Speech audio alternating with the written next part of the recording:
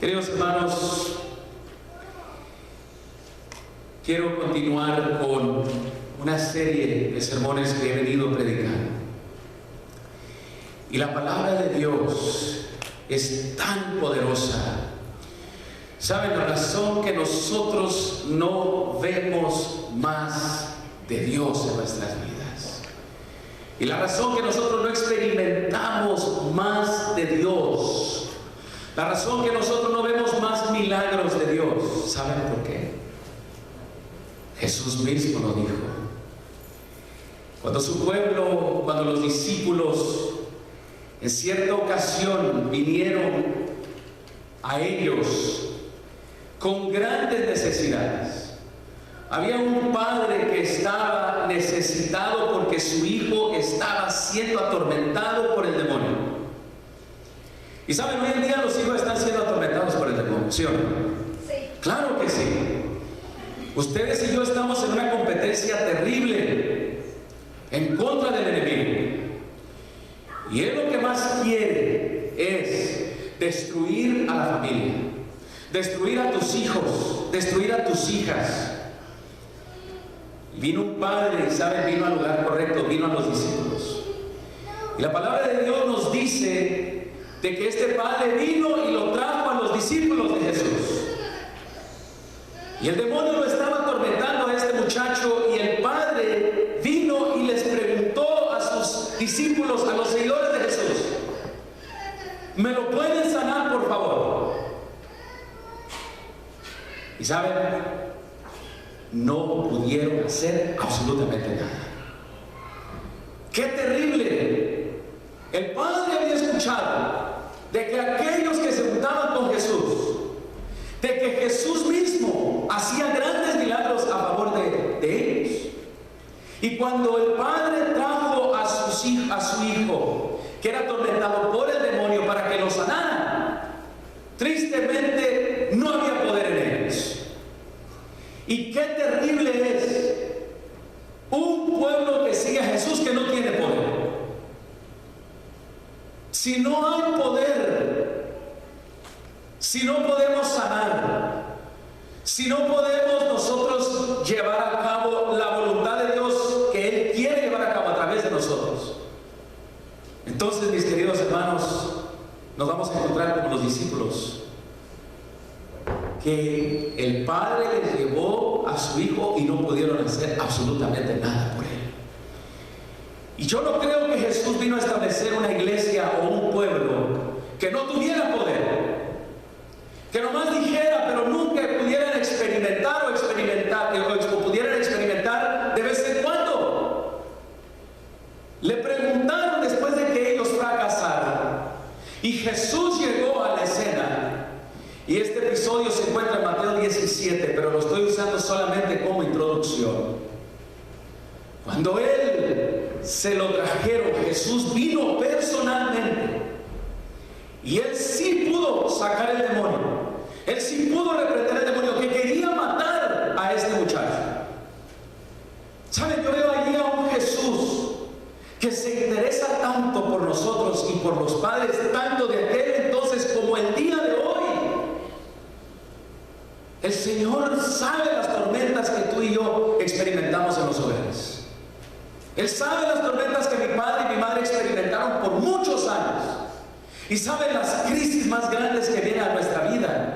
Son cuando el demonio quiere destruir a nuestros hogares, nuestras familias, a nuestros hijos.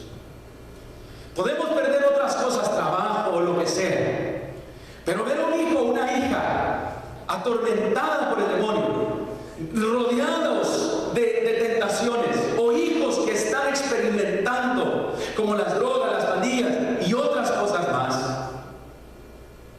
Mis hermanos, podemos estar año tras año, pero ¿dónde está el poder? ¿Hasta cuándo, querido Dios? Y saben, Jesús le preguntaron, los discípulos se llegaron a Jesús en privado porque estaban avergonzados. Jesús les dijo a su pueblo, a los discípulos: ¿hasta cuándo os he de soportar? ¿Hasta cuándo? Hombres de poca fe. ¿Y saben lo que tenían ellos? Era una crisis de fe. No hay poder porque no hay fe, verdadera fe. No hay poder porque no hay fe. Y cuando nosotros lleguemos y poseamos la verdadera fe, porque hay una verdadera fe y una fe falsa, hasta entonces vamos a nosotros poder experimentar el poder que Él quiere que nosotros tengamos. Y ese poder yo lo experimento todos los días. Y en lo que estoy haciendo y en las cosas que el Señor va poniendo delante de mí, yo veo esa fe poderosa. La experimento y saben, no está en mí. Es una persona en mí, es Cristo Jesús a través de mí.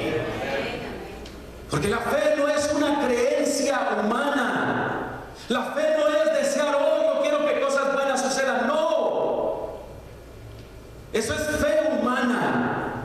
La fe verdadera y la fe que el pueblo de Dios tiene en los últimos días, Apocalipsis 12:17, Apocalipsis 14:12, dice que el pueblo de Dios tendrá la fe de Jesús. Y saben, la fe de Jesús, ¿saben quién es la fe? La fe es una persona, es Cristo Jesús viviendo en mí.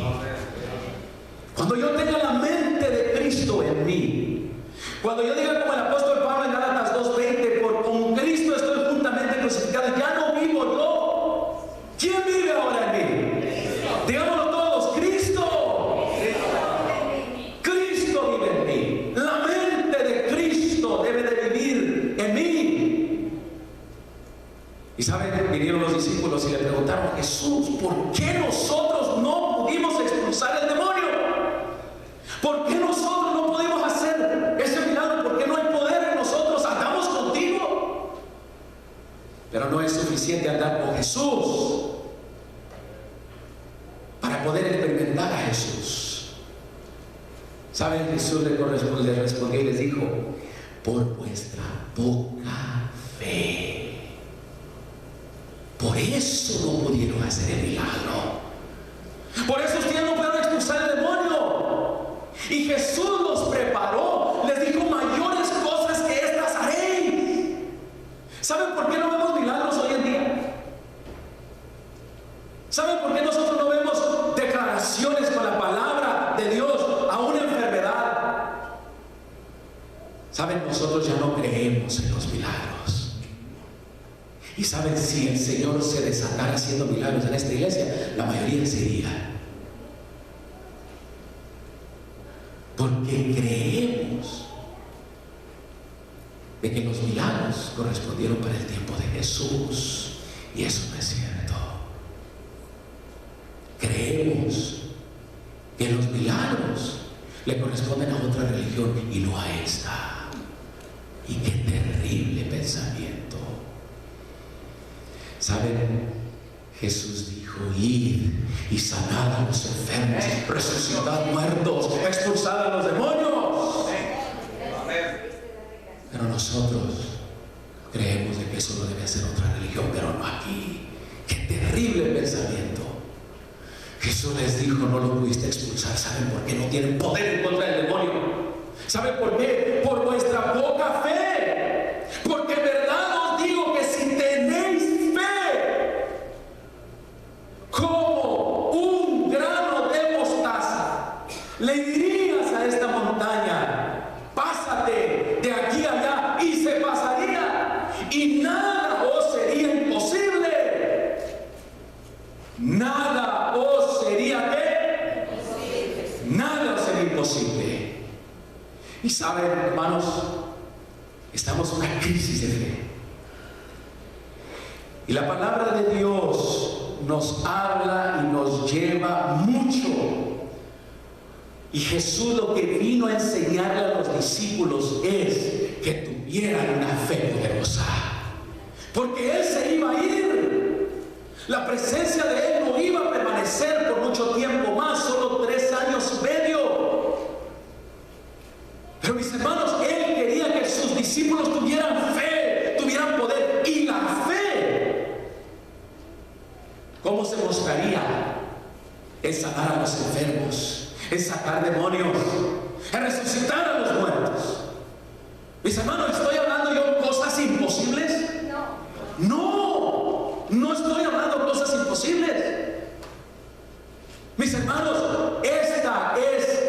clase de fe que el pueblo de Dios tiene que desarrollar antes de la segunda venida de Cristo Jesús.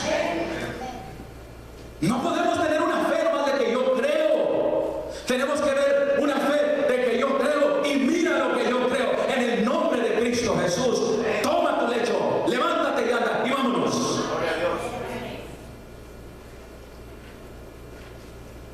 Cuando alguien esté, llámale al pastor, porque yo no puedo orar. No, tú tienes a Cristo en ti. Ora con poder.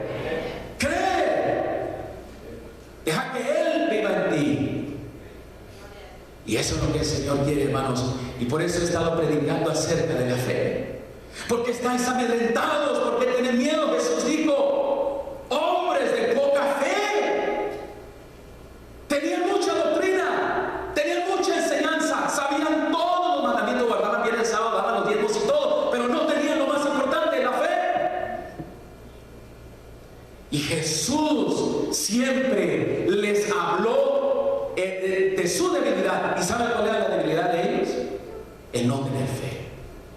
Ante la tormenta que se iba a hundir el barco, tuvieron miedo y gritaron, Cristo, sálvanos. Cuando el Señor mismo, lo que Él hizo, ellos pudieran haber hecho. Hombres de poca fe, les dijo Jesús. Y el Señor habló tanto de la fe, de que esa era la enseñanza que Él quería que ellos tuvieran. Sí, les habló de otras cosas también muy importantes, pero la fe es el elemento, el poder que desata la mano de Dios. Yo quiero experimentar más una verdadera fe. Amén. Yo quiero vivir declarando. Yo quiero vivir viendo milagros. Yo quiero vivir sanando enfermos, sacando a los demonios. Yo quiero vivir trayendo el ambiente del cielo de Jesús y librar a las familias de esos tormentos que el demonio ha traído a los hogares. Oh, mis hermanos, pero necesitamos aprender cómo desarrollar esa fe. En este cuarto sermón, hermanos, y para ir sobre la fe, tenemos que ir sobre el padre de la fe, que es Abraham. Y Abraham es el ejemplo y el modelo.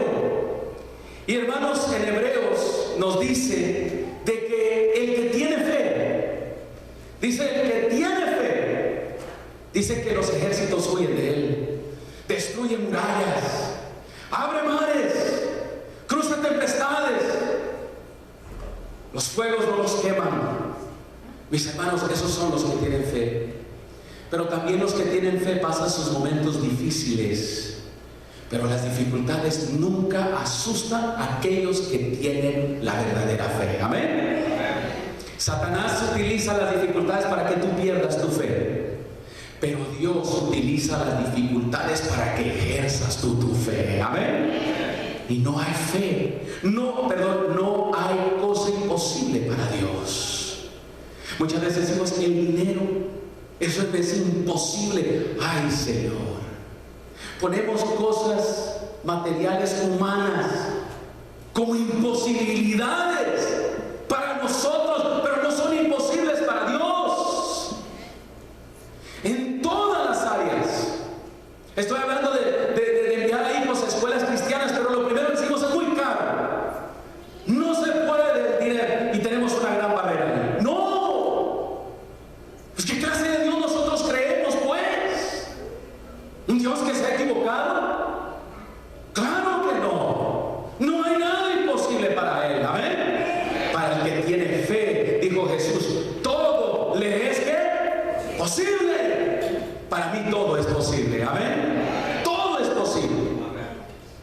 Ahora, Dios quiere, y sabes, para que tú tengas esa fe, Él te estimula, Él te recompensa, Él te ama tanto. Y quiero decirte que cuando Dios promete algo, Él lo va a cumplir. Amén. Para que tú puedas ejercer esa fe, primero Él tiene que recompensarte, ¿sabes? Claro que sí. Él tiene que recompensarte. Él tiene que beneficiarte a ti primero. Y Dios en su amor y en su misericordia nos ha dado muchas promesas. El primero quiere cumplirlas a ti. Amén. El primero las quiere cumplir a ti.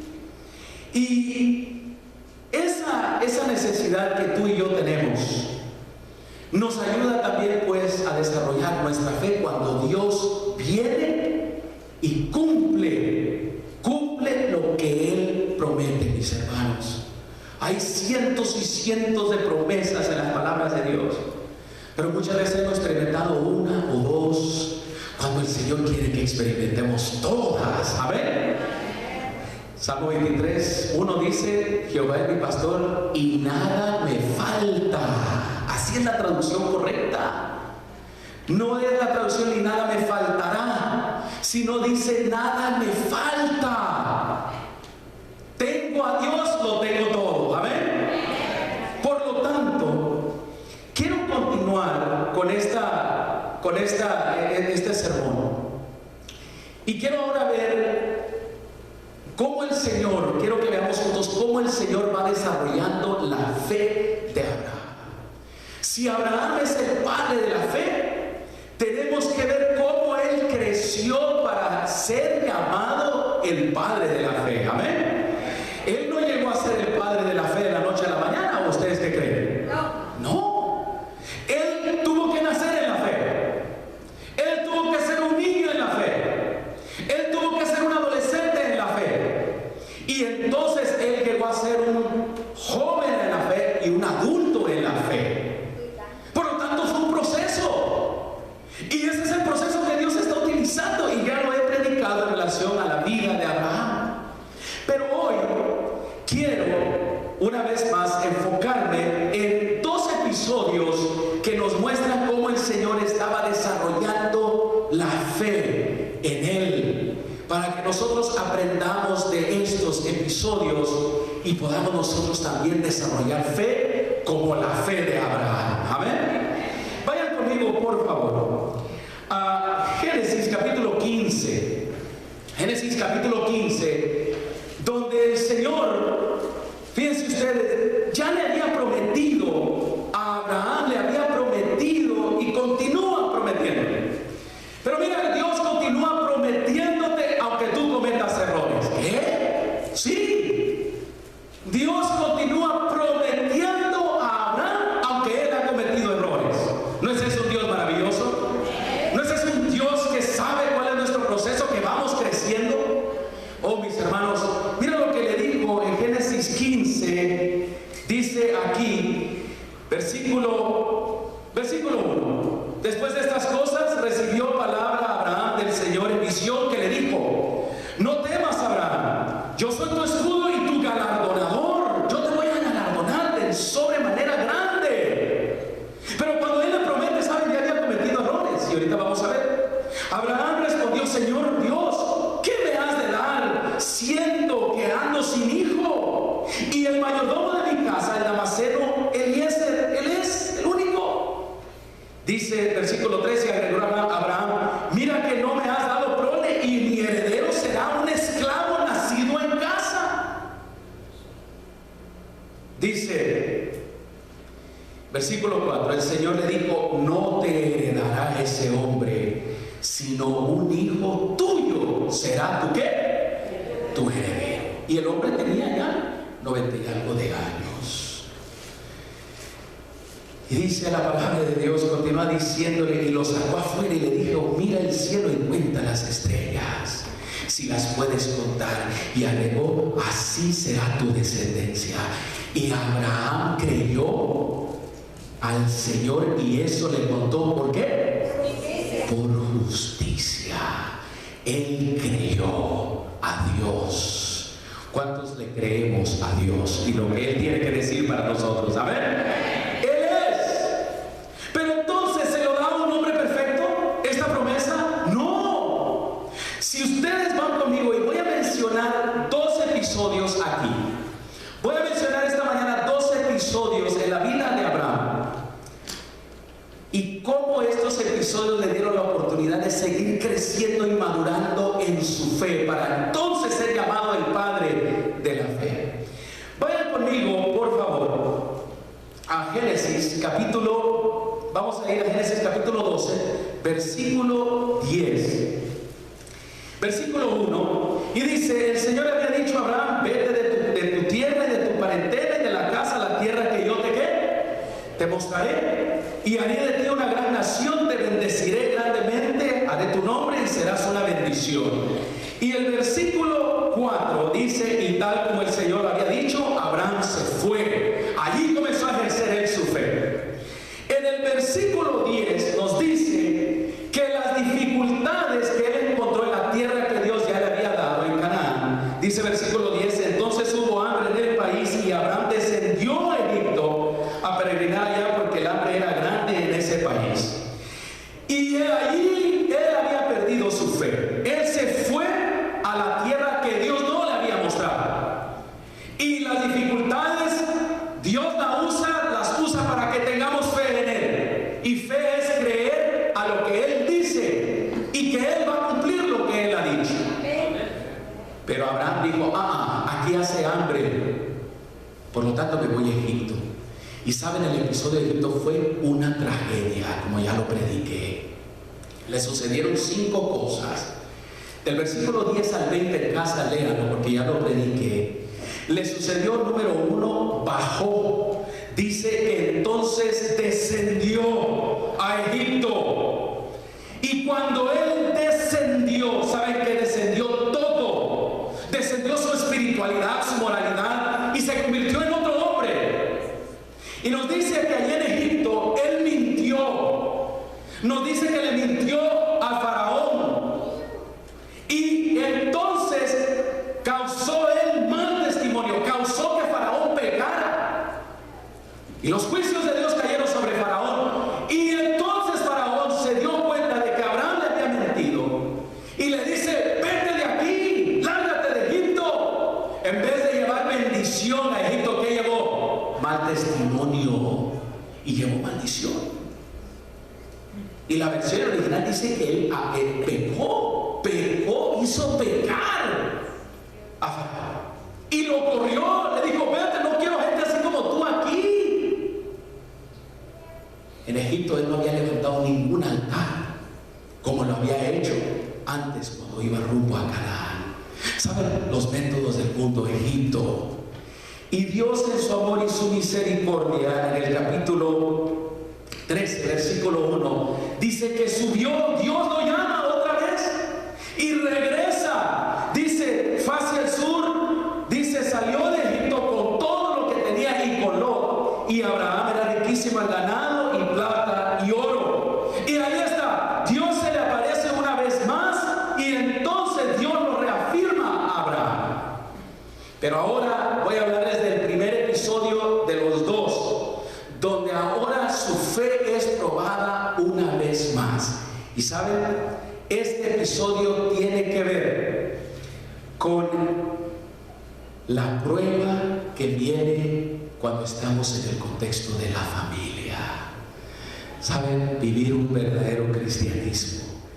Es muy fácil vivir un cristianismo público que vivir un cristianismo, ¿dónde? En la familia. Mi esposa me conoce bien a mí, hermanos. Oh, sí. Mis hijas me conocen bien. Ustedes, esto es lo que ven. Yo es todo lo que yo veo. Gente muy vestidita, muy guapa. Pero saben, los que nos conocen bien son nuestros hijos. Cómo vivir una fe poderosa dentro del hogar y dentro de la familia cristiana. ¿Cómo? Mis hermanos, la palabra de Dios nos dice en Génesis capítulo 13, versículo 5 al 13, el episodio que Abraham tuvo con su sobrino Lot. Versículo 5 al 7 nos dice de que, versículo 3, desde el sur fue de lugar en lugar hasta Betel, donde había estado antes su tienda entre Betel y Jai, y Betel quiere decir la casa de Dios, el lugar del altar que había edificado allí antes. Y Abraham lo levantó otra vez, invocó allí el nombre del Señor. Y saben, dice que el versículo 5, también Lot, que iba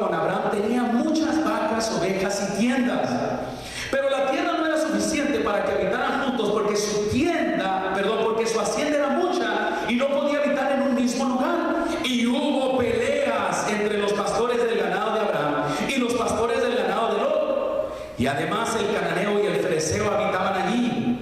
Y entonces Abraham le dijo a Lot: no hay altercado entre tú y entre tus pastores y los míos, porque somos hermanos. No está toda la tierra ante ti, te ruego que te apartes de mí. Si tú te vas a la izquierda, yo iré a la derecha, y si tú a la derecha, yo a la izquierda. Y esa allí fue una prueba más para Abraham. ¿Qué sucedió aquí? ¿Qué nos puede enseñar este episodio en relación a cómo ejercer nuestra fe dentro de nuestros hogares, dentro de nuestras familias? ¿Qué nos muestra esto? ¿Qué hacer cuando las crisis familiares llegan a nuestros hogares? Nosotros en ocasiones allí mismo perdemos nuestra fe o tomamos otro rumbo equivocado. Mis hermanos, el problema con Lot y Abraham, ¿saben cuál era? Eran las posesiones. Pero no que las posesiones son un problema, sino que ahora una parte de la familia estaba controlada.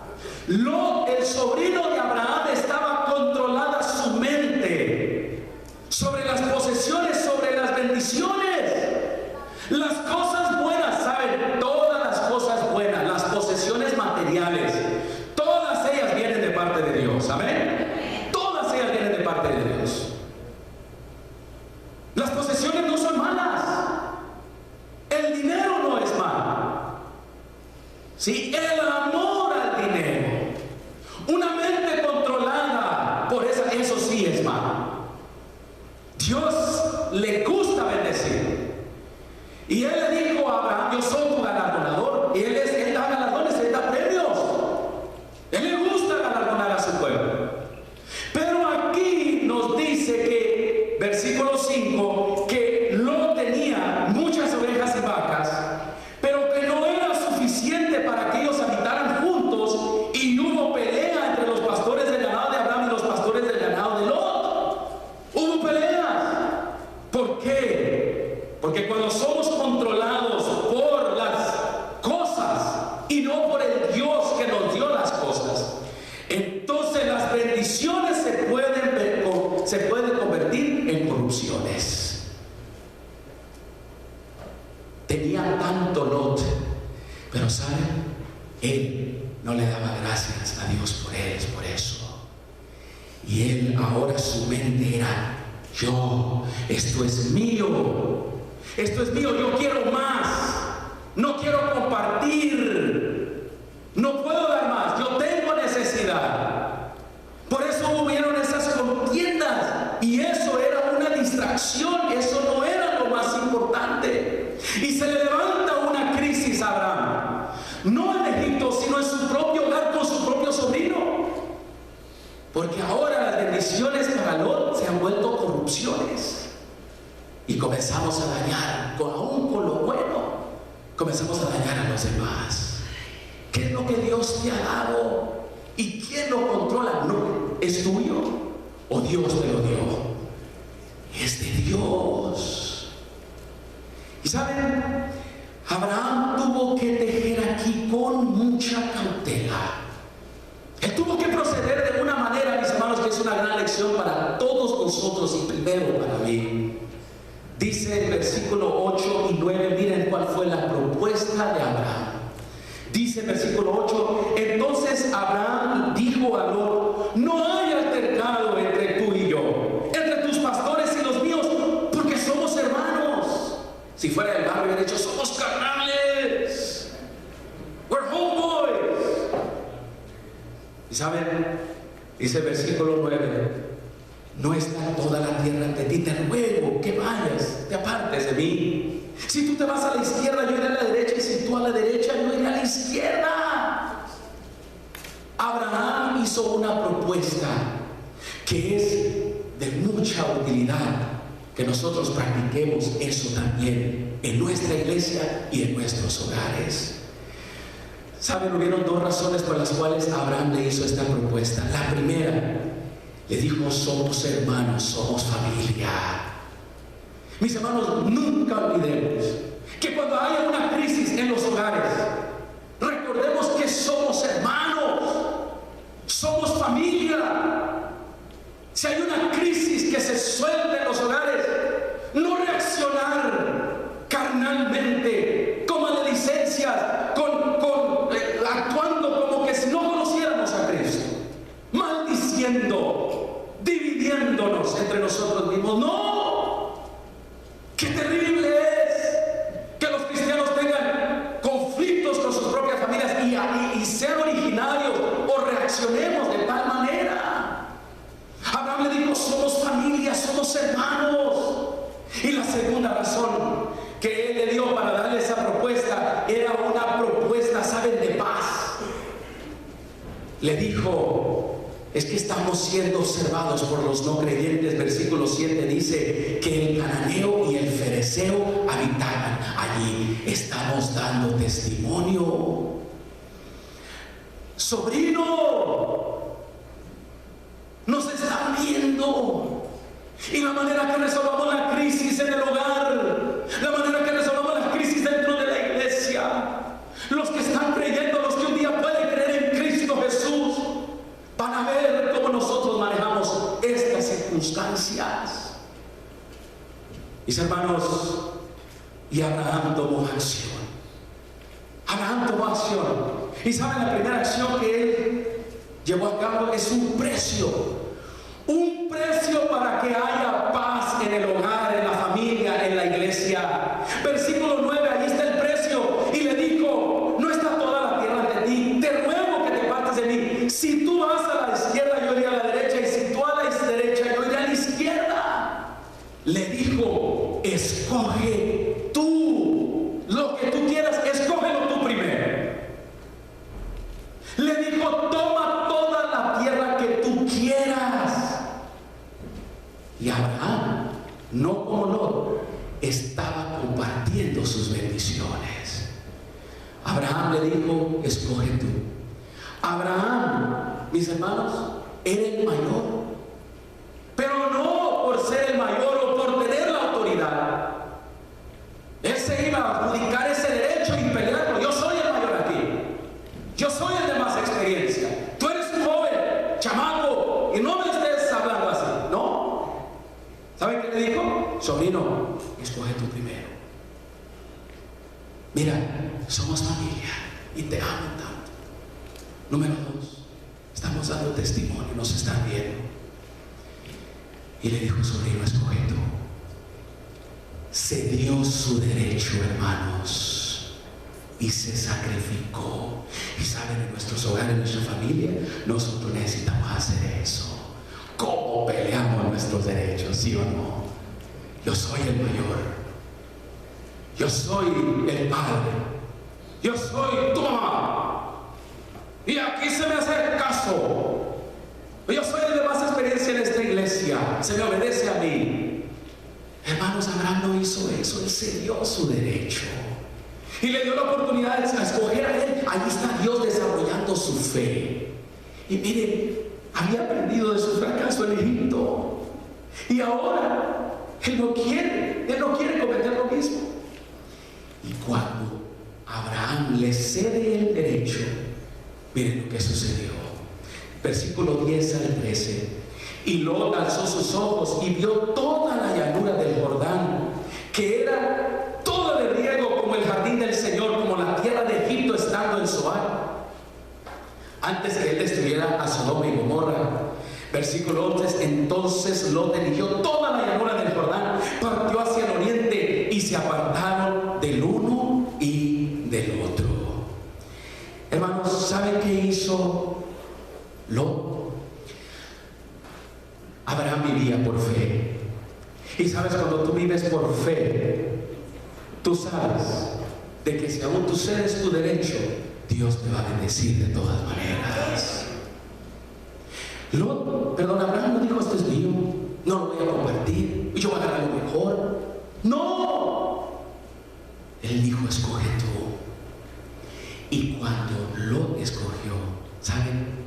Él escogió, pero ¿saben cómo vivía? Vivía por su carnalidad, por lo que sus ojos le dictaban, por lo que su cuerpo, su placer, eso se ve bien, eso es. Él vivía no por fe, él vivía por lo que él mismo creía que era lo mejor. Dice la palabra de Dios de que tomó sus decisiones de acuerdo a lo que sus ojos le dictaron. Y hay una referencia a Egipto allí en el versículo 10. Dice: Lot alzó sus ojos y vio toda la llanura del Jordán, que era como el riego, como el jardín del Señor, como la tierra de Egipto. ¿Se acuerdan dónde había estado Abraham anteriormente? ¿Dónde había estado? En Egipto, cuando Dios lo saca de aquel fracaso que tuvo. Pero Dios estaba desarrollando su fe. ¿Sabe quién había sido afectado en Egipto? Lot. Lot, cuando fue a Egipto, se quedó tan impresionado con el estilo de vida de Egipto que ahora su deseo era poner sus carpas e ir rumbo hacia ¿dónde? Hacia Egipto. La primera vez Abraham había fracasado con su familia, sí. Y sabes, cuando tú pasas por los caminos de Egipto, cuando usas los métodos del mundo, escondes tus bendiciones, ya no das testimonio o utilizas shortcuts, guardas tus diezmos, ya no vienes de vez en cuando a la iglesia, no estudias tu Biblia. Mis hermanos, tus hijos te están viendo. Lot lo había observado a su tío, y Lot fue tocado, afectado por su estadía en Egipto. Ten cuidado de ir a Egipto. Ten cuidado de salir de los lugares donde Dios te ha dicho que permanezcas. No podemos exponernos a nosotros mismos. Quizás tú como adulto sí tienes una fe madura, pero nuestros hijos, sobrinos, los menores. Lot fue tocado, y saben, eso era la culpa de Abraham, porque ahora digo, yo quiero regresar allá. Y Lot se fue. Lot vivió para sí mismo. Él no tomó en cuenta a su tío, pero su tío sí lo tomó en cuenta. Su tío sí se dio su derecho. Y mis hermanos, tengamos cuidado. Tengamos cuidado cuando nosotros, en medio de las crisis, ¿saben? Sí, somos hijos de Dios, pero somos miembros de la familia. Hay gente que nos está viendo como lo estaban viendo a Abraham. Y él se dio su derecho. Y eso es lo que necesitamos hacer: ceder más nuestro derecho, y nosotros permitir que Dios se encargue, porque Dios no se había olvidado de Lot, ¿verdad que no? Claro que no. Dice la Biblia, versículos 12 y 13: pero los hombres de Sodoma eran malos. Abraham se estableció en Canaán, versículo 12, en las ciudades de las llanuras, y fue poniendo sus tiendas hasta Sodoma. Lot dice: pero los hombres de Sodoma eran malos y pecadores en gran manera contra el Señor. Lot decidió vivir ¿dónde? En Sodoma, rumbo hacia Egipto. Arriesgó su fe, arriesgó su familia, y se expuso innecesariamente a la vida de Sodoma y Gomorra y a los placeres de Egipto una vez más. Mis hermanos, Abraham se quedó allí donde Dios le había dicho que permaneciera. Versículo 14: cuando se le aparta Lot, mira lo que dice: y el Señor le dijo a Abraham, después que Lot se apartó de él: alza tus ojos y mira desde donde estás hacia el norte y el sur, al oriente y el occidente, porque toda la tierra que ves te la daré a ti y a tus descendientes, y te la daré para siempre. Y haré que tus descendientes sean como el polvo de la tierra. Si alguno pudiera contar el polvo de la tierra, también tus descendientes se podrían contar. Levántate, recorre la tierra a su largo y a su ancho, porque a ti te la daré. Abraham pues removió su tienda y se fue a vivir en el encinar de Mamre, que está en Hebrón, y allí edificó otro altar al Señor. ¿Cuántos dicen amén? ¿Manejó bien la crisis familiar? Claro que sí, la manejó. Y esto es una gran lección para nosotros.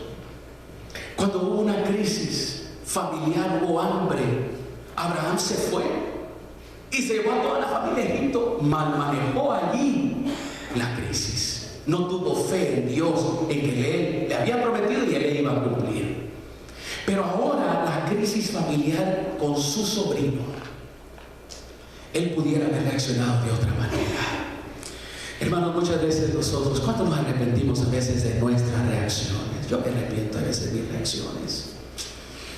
Qué terrible, ¿no es cierto?, cuando nos gana el enojo. Qué terrible cuando nos gana la ira. Qué terrible. Qué errores a veces cometemos cuando nosotros queremos obligar. Abraham pudo haber obligado a su sobrino, pero no lo hizo. No lo hizo. Pero no quiere decir de que no le importaba. Sí le importaba. Mis hermanos, lo amaba a su sobrino, claro que sí. Y nosotros vamos a ver en otro episodio cómo Dios, en su amor y misericordia, todavía fue a alcanzar a su sobrino allá en medio de Sodoma y de Gomorra. Yo no sé cómo está la situación en tu hogar en esta mañana. ¿Qué derechos debes tú de ceder? Voy a hacer la segunda parte, porque la segunda parte lo voy a hacer el próximo sábado. Tiene que ver con Agar. ¿Se acuerdan ustedes, Abraham y la esclava Agar, que su esposa se la dio como concubina para que tuviera un hijo que Dios le había prometido que se lo iba a dar? Abraham fracasó una vez más, pero Dios estaba desarrollando en él ¿la qué? La fe. Lo estaba llamando padre de la fe, pero iba a cometer errores. El error que Abraham cometió con Agar, ¿saben? Hasta el día de hoy lo estamos pagando. El conflicto entre el mundo islámico árabe en contra de los judíos es simplemente el error de Abraham, que hasta el día de hoy se ven las consecuencias. Dios nos puede salvar de las circunstancias, pero no nos puede salvar de las ¿qué? Consecuencias. A veces sí, ¿saben? Pero esa consecuencia Dios la permitió. Pero hay algo que aprender en ese episodio y lo voy a aplicar el próximo sábado. Pero quiero concluir aquí esta mañana. Los conflictos que tenemos nosotros en casa. Mis hermanos, yo tengo el derecho, pero el derecho no me corresponde utilizarlo de tal manera que yo pueda destruir o forzar a mi propia familia. Ante las crisis familiares, especialmente como lo vimos con Lot y Abraham, mis hermanos, tenemos que mantener nuestra fe. Amén. Mantener nuestra fe. Dios te hizo una promesa como se la hizo a Abraham. Dios dijo: cree en el Señor Jesucristo y serás salvo tú y toda tu ¿qué? Y toda tu casa. Claro que sí. El Señor ha prometido que Él te va a salvar a ti y a toda tu familia. Pero no quiere decir que no vas a tener crisis. Cede a tu derecho. En algún momento tienes que ceder a tu derecho y darles tu bendición. No apartarlos si es así, no, pero seguir orando y pidiéndole a Dios por ellos. Solamente Dios puede cambiar el corazón del ser humano. Amén. Y en esta mañana, mis queridos hermanos, viendo este episodio, ¿saben? Las más grandes luchas de la fe se llevan en el contexto ¿de qué? De la familia. Hay esposos, yo sé, que no están convertidos, esposas que no están convertidas, hijos que no conocen a Cristo Jesús. Pero saben, Dios no los ha olvidado a ellos tampoco. Amén. Dios se le presentó: yo soy el Dios de tus padres. Siempre le digo eso a los hijos. Y Dios se le está presentando a tus hijos esta mañana como el Dios de sus padres. Hay padres y familiares que están orando aquí por algún hijo, alguna hija. Levante su mano. Que están orando por algún esposo o alguna esposa. Esta mañana yo quiero pedir una bendición muy especial para que Dios te dé fe para lidiar las crisis familiares también. ¿Cuánto necesitamos fe para lidiar en nuestras crisis familiares? Amén. Les quiero pedir que se pongan de pie. Pónganse de pie.